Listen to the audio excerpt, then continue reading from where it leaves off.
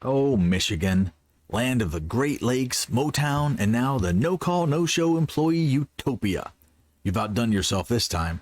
Starting February 2025, just a couple of weeks from now, you, dear Michiganders, will have the revolutionary right to just not show up for work for 3 days straight.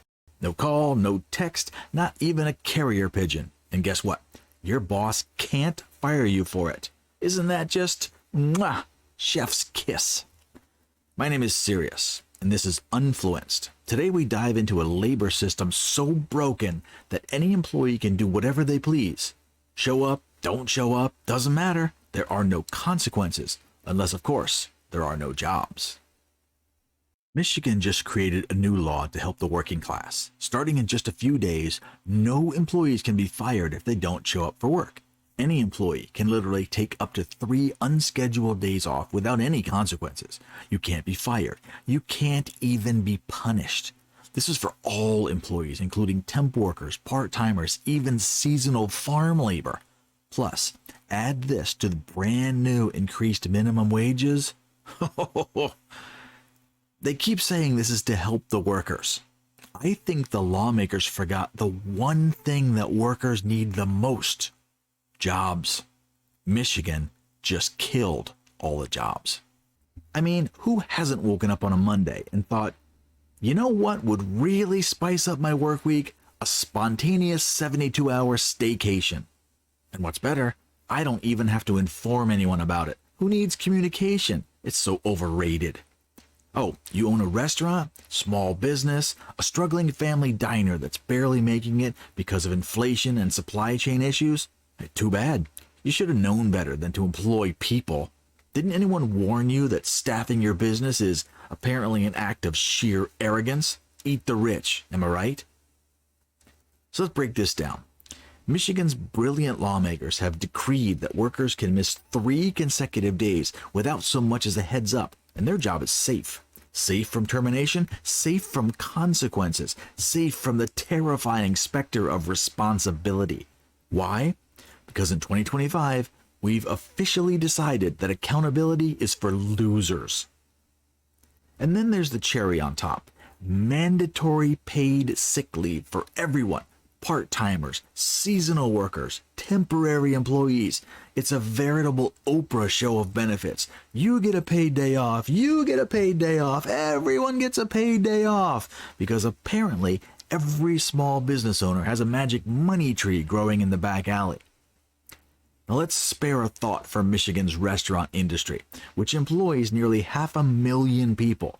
These poor, outdated souls actually thought they could run a business where employees show up, when they're scheduled to work. Aw, that's adorable, right? But wait, it gets better. According to Justin Winslow, head of the Michigan Restaurant and Lodging Association, 40% of full-service restaurants are already unprofitable. This new law, it's basically the legislative equivalent of walking into a burning building and tossing a Molotov cocktail. Why stop at 40% closures when you can aim for 60? Go big or go home, right?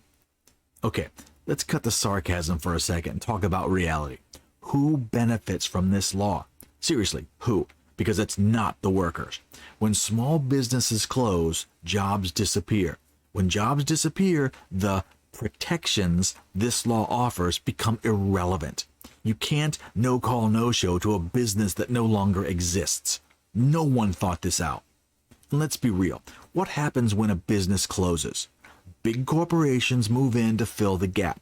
The same soulless conglomerates that lawmakers claim to hate. So congrats, Michigan. You've just handed the mom and pop shops a shovel and told them to start digging their own graves. Oh, but hey, at least workers can accrue a whole hour of sick leave for every 30 hours they worked.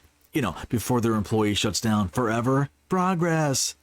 Now, some of you might be saying, who cares? I don't work in a restaurant. Or, my company already gives generous benefits like paid sick days. This doesn't affect me.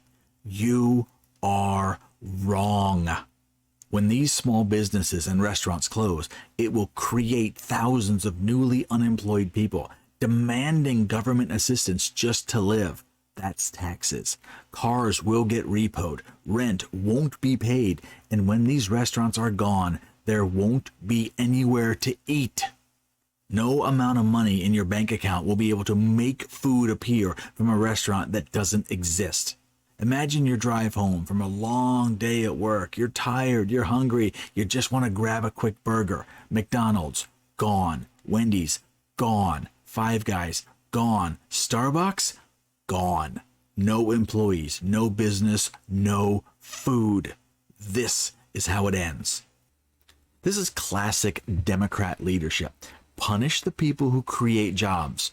Punish people who take risks, who pour their heart and souls into their businesses, but reward those that think showing up to work is optional. Now, when everything falls apart, blame the greedy corporations. Rinse, repeat, rinse, repeat. This is how civilizations die. It's almost like these lawmakers have never run a business in their lives. Oh, wait, of course, they haven't. Because if they had, they'd know that most small businesses are already hanging on by a thread. They know that hiring staff is a nightmare. Training them is expensive, and covering for no-shows is practically impossible when you're working with a skeleton crew. Don't even think about holidays. Who would show up for work on the 4th of July? Halloween? April 20th? 420 in Detroit? You gotta be kidding me. No one's showing up to work, especially if you can't be fired. So what does this say? What does this say about our culture? That it's okay to ghost your responsibilities? That communication is optional? That small businesses, literal cornerstones of our communities, are disposable? We're creating a generation that thinks the world owes them something just for existing. Newsflash, it doesn't. It never did. This is going to be a painful lesson to learn. But hey, who cares about economic reality when you can score political points? Who cares about small business owners when you can pander to voters with empty promises and short-sighted policies? These politicians hate you. They hate business. They hate entrepreneurs. They hate anyone who's trying to get ahead in life. They just got to pull you down. So let's raise a glass to the death of common sense in Michigan. Cheers. So what do you think? Is this law a bold step forward for worker rights? Or is it the legislative equivalent of shooting yourself in the foot?